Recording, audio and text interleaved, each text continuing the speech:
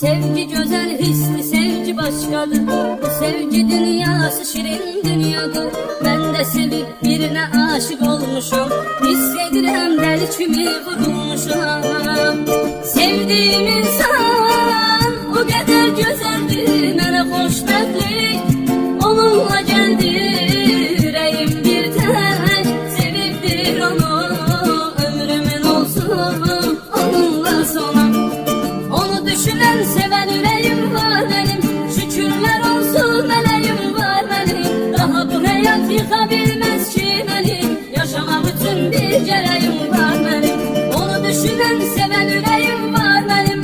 Şükürler olsun meleğim var benim. Daha bu hayat yıkabilmez ki beni. Yaşamak için bir gereğim var benim.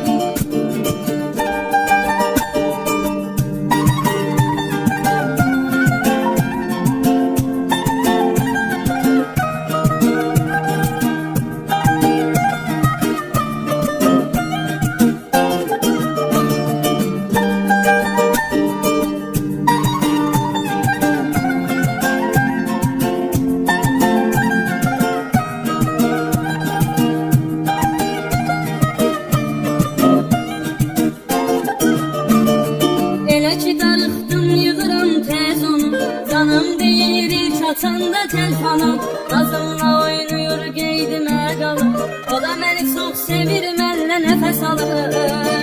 Benim ona karşı sevgim sonsuz. Yanımda yoksa ölerem onsuz. Benim hayatımın ben asılır o. Gece yuxularımın rüyasıdır o.